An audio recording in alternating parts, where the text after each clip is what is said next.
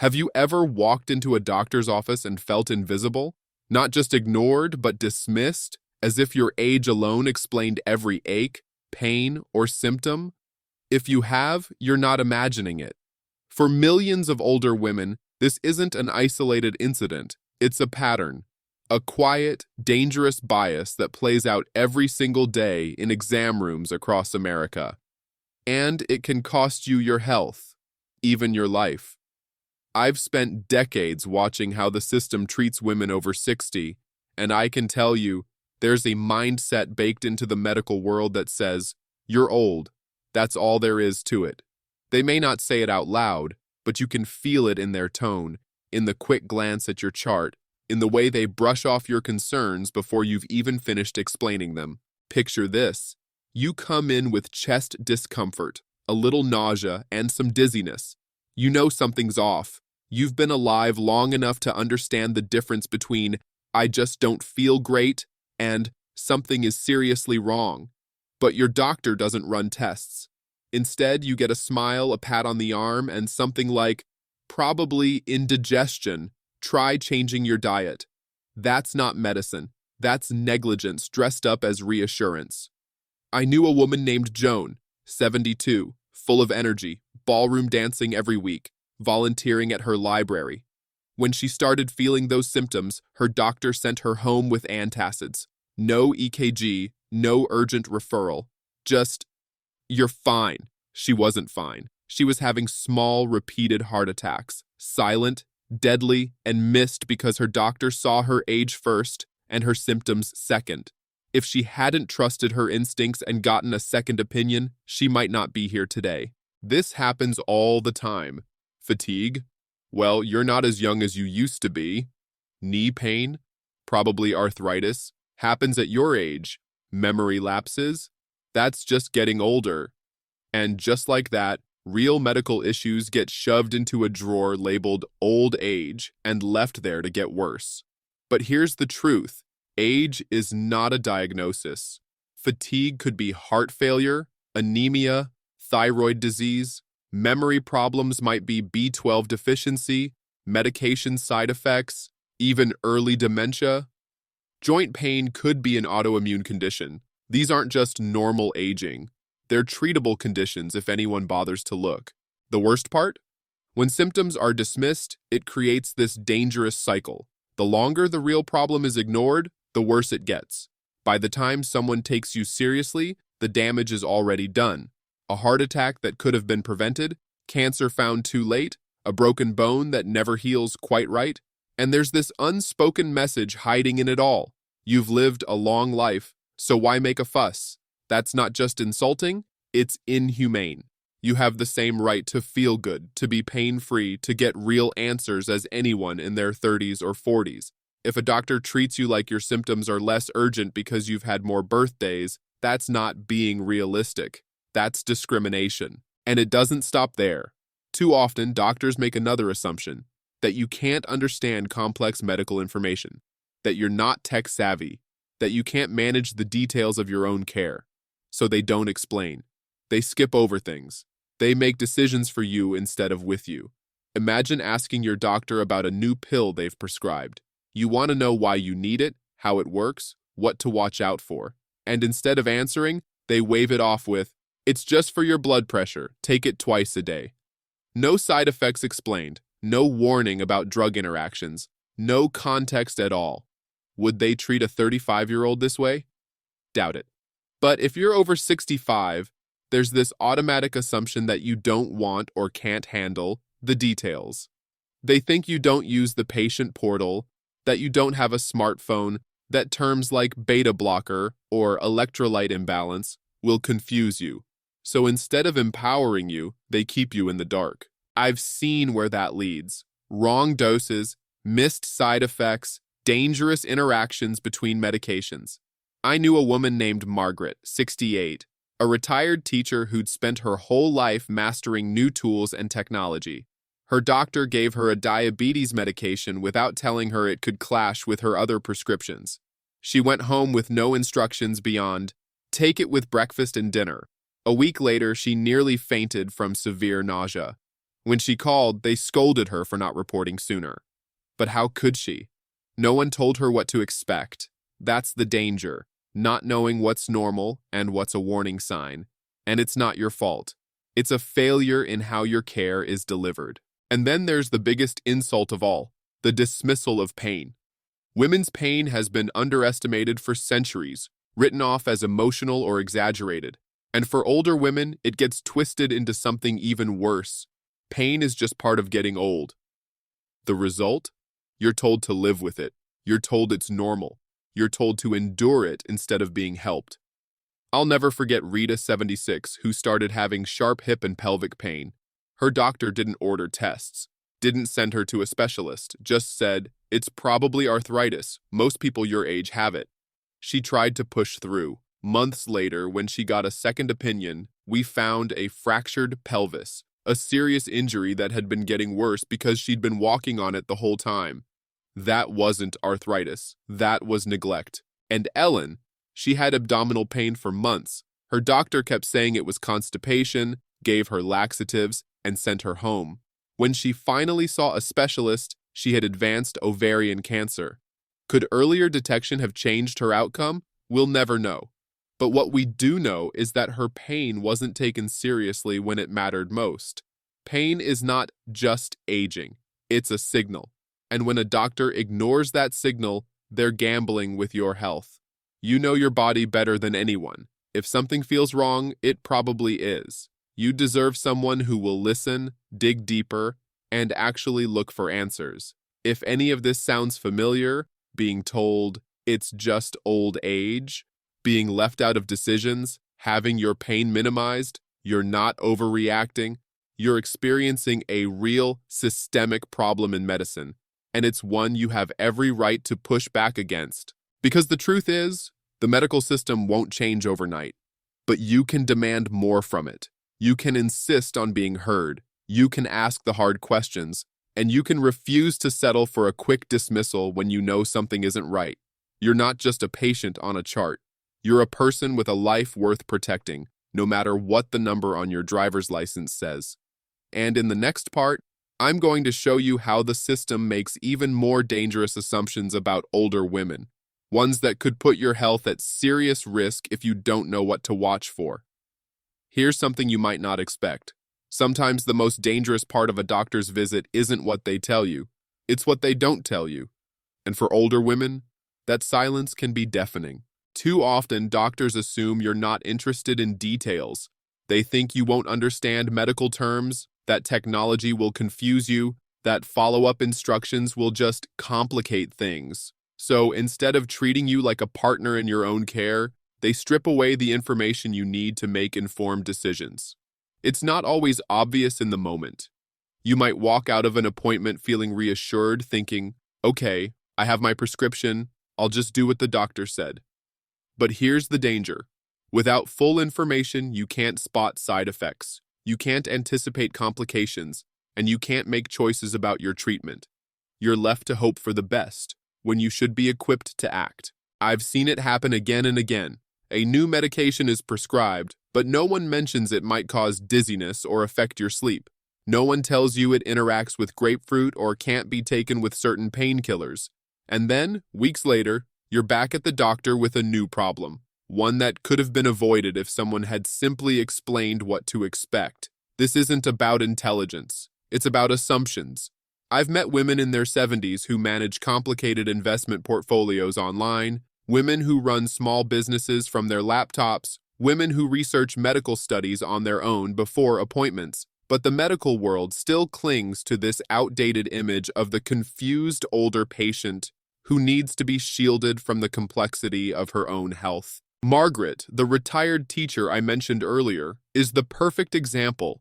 She had spent decades mastering new teaching technologies, interactive whiteboards, online grading systems, virtual classrooms. But when she asked her doctor to explain a new diabetes medication, he brushed her off with, "Don't worry about the details."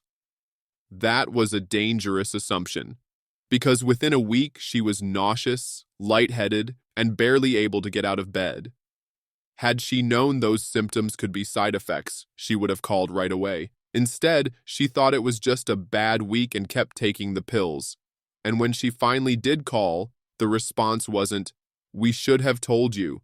It was, "You should have let us know sooner." See the problem? The blame gets pushed back onto you, even though the gap started in the exam room. Now, if the lack of information weren't bad enough, there's another bias that hits older women even harder: the dismissal of pain. And I'm not talking about minor aches. I'm talking about pain that keeps you from walking, sleeping, or even standing for more than a few minutes. Pain that changes your daily life. In medical culture, women's pain has been underestimated for centuries. We've been labeled emotional or dramatic, told we just have a low pain tolerance. And when you add age to the mix, the bias gets even worse. For older women, pain is often waved away with, "That's just part of aging." I'll tell you right now, that phrase is one of the most dangerous in medicine, because when doctors assume your pain is just old age, they stop looking for the real cause. And that can mean missed fractures, untreated disease, and months, even years, of unnecessary suffering. Think about Rita. At 76, she was still walking her dog every day. Then the pain started, sharp, stabbing pain in her hips and pelvis. She told her doctor. He didn't order an x-ray. He didn't send her to a specialist. He just said, "It's probably arthritis. Most people your age have it." But it wasn't arthritis. It was a fractured pelvis. And for 3 months, she walked on it because no one bothered to check. By the time she got a second opinion, the injury had worsened, making recovery longer and more difficult. Then there's Ellen. She had abdominal pain that kept coming back. Her doctor blamed constipation, handed her laxatives, and moved on. Months later, a specialist discovered she had advanced ovarian cancer. The clock had been ticking the whole time, and no one took her seriously enough to run the right tests early. These aren't just tragic stories, they're warnings. Because pain is not something you just live with. It's a signal. And ignoring that signal isn't tough or admirable. It's dangerous. You deserve a doctor who will investigate, not assume. And the pattern doesn't stop there. One of the most quietly harmful assumptions doctors make about older women is that you're not sexually active. That after menopause, your intimate life must have ended. It's an outdated, false belief that leads to missed screenings, untreated conditions, and awkward silences that serve no one. Here's the reality. Many women remain sexually active well into their 60s, 70s, and beyond. Some are in long-term relationships, some are dating again, some are exploring intimacy in new ways. But when doctors assume otherwise, they stop asking the right questions. They skip STI tests, even though rates of sexually transmitted infections are rising among older adults. They don't ask about pain during intimacy, even when it could be a sign of treatable conditions like vaginal atrophy or infections. They drop pelvic exams from your routine care without explaining why. And if you bring it up, too often you get awkward body language, a quick change of subject, or a condescending, "That's just part of getting older." Celia's story still frustrates me. At 68, she had just started a new relationship after years of being single. When she began experiencing pain and occasional bleeding during intimacy, her doctor waved it off. No exam, no tests, just a shrug. By the time she came to see me 6 months later, she had severe vaginal atrophy, untreated infections, and early signs of tissue breakdown. All conditions that could have been treated much earlier. And here's why this matters so much. Sexual health isn't just about pleasure. It's about preventing infections, maintaining tissue health, protecting your overall well-being. Skipping these conversations leaves you vulnerable, and it sends the message that your comfort, your confidence, and your quality of life don't matter anymore. This is the quiet discrimination older women face in medicine. It doesn't always look like an insult. It looks like shorter appointments, fewer tests, less information, and assumptions that shut down important conversations before they start. And if you think it stops there, you need to hear what's next. because there's one more assumption that might be the most life-threatening of all: the belief that aggressive treatment isn't worth it for women your age, that the risks are too high, the rewards too low, and the best plan is to keep you comfortable instead of helping you fight. In the next part, we're going to talk about how that mindset steals choices from women who are strong, capable, and ready to fight for their lives, and how you can make sure it never happens to you. When a doctor looks you in the eye and says, "At your age, we don't usually recommend that," you might think they're just giving you professional advice. Sometimes they are, but other times, those words are the quiet sound of a door closing before you even knew it was there. I'm talking about the assumption that aggressive treatment, surgery, advanced medication, cutting-edge therapies, isn't worth offering to older women, that your years ahead aren't worth the risks, or that you couldn't possibly handle the recovery. This bias can be subtle. It might come in the form of only being told about the simpler treatment without hearing what else is available. It might sound like, "We don't want to put you through all that." It might even be presented as a kindness, a way to spare you discomfort. But here's the truth: unless that choice is made with your informed consent, it's not kindness, it's control. Margaret's story says it all. At 74, she was diagnosed with early-stage breast cancer. Her first doctor recommended only hormone therapy, no surgery, no radiation. Why? Because she's not young and we want to avoid unnecessary stress. But Margaret wasn't frail. She walked 3 miles a day. She ran her own accounting firm. She had trips planned. She was ready to fight for her health. And when she got a second opinion, she was offered the full range of options, including a lumpectomy. She chose surgery, recovered beautifully, and 4 years later, she's cancer-free. Now imagine if she had accepted that first opinion. Her cancer could have progressed. Her years ahead might have been cut short, and she never would have known that there had been another path. This is why you must be vigilant. Because in some cases, not worth the risk really means we've decided the outcome isn't worth the effort. And when that judgment is made based on your age instead of your actual health and goals, it's discrimination, plain and simple. Here's the key: you deserve to know all your options, the benefits, the risks, the success rates, the recovery timelines. Only then can you decide what's worth it to you. And if you ever feel like options are being kept from you, that's your signal to ask more questions or find another doctor. But there's another bias that works quietly in the background, and it's one I've seen rob older women of incredible opportunities for better health. It's the belief that you're set in your ways, that lifestyle changes, new habits, or new routines are pointless because you won't stick with them. It's an easy assumption for doctors to make. They think, she's been living this way for decades. She's not going to start a new diet, or begin an exercise program, or learn a new skill. And so, instead of encouraging you, instead of giving you the tools and support to change, they skip the conversation entirely. I've seen it happen countless times. A 40-year-old patient gets a 20-minute conversation about nutrition, exercise, sleep, and stress. An 80-year-old patient gets a prescription and a quick goodbye. Same symptoms, same opportunity for improvement, completely different treatment. And yet, some of the most inspiring transformations I've seen have been from women in their 70s, 80s, and beyond.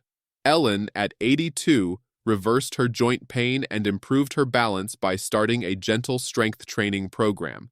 Linda, at 76, brought her blood sugar back to normal by cutting out processed sugar and adding more fresh foods. No one had told them these changes could still make such a difference. They had to seek it out themselves. Why does this matter so much? Because lifestyle changes can improve mobility, protect brain health, reduce pain, and even reverse certain conditions at any age. And when doctors skip over these conversations, they're denying you the chance to take control of your health in ways that don't rely solely on medications or procedures.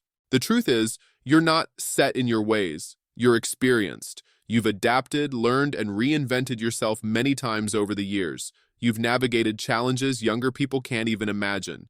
And if something matters to you, you will put in the work. The problem isn't your willingness to change, it's whether anyone believes in you enough to suggest it. So here's my challenge to you. The next time a doctor assumes you won't change something about your health, prove them wrong. Ask about the diet changes, the exercises, the new therapies. Show them that you're open to whatever will help you feel your best. Now, stepping back, I want to leave you with this. The most dangerous part of these biases is how quiet they can be. They're not always loud or obvious. They hide in assumptions, in shorter appointments, in skipped tests, in unasked questions. And unless you know to look for them, you might never realize how much they're limiting your care. But now, you do know. You know that "you're just old" is not a diagnosis. You know that you deserve full explanations, no matter your age. You know that your pain is real and deserves to be investigated. You know that your sexual health matters at every stage of life. You know that aggressive treatment should be offered based on your health and wishes, not just your birth year. And you know that you are capable of making changes that can transform your life, no matter how many candles are on your next birthday cake. The power now is in your hands. And here's what I want you to remember. You are the expert on your own body. You are the final decision maker. You are not just a patient. You are a partner in your care. And any doctor who doesn't treat you that way is the wrong doctor for you. So speak up. Ask the extra questions. Request the tests. Get the second opinion. Demand the conversation about your full range of options. Refuse to be minimized, ignored, or underestimated. You fought for everything important in your life. Your family, your career, your independence. Your health deserves the same fight. And if hearing all of this made you think of times you've been brushed off, I want you to share those stories.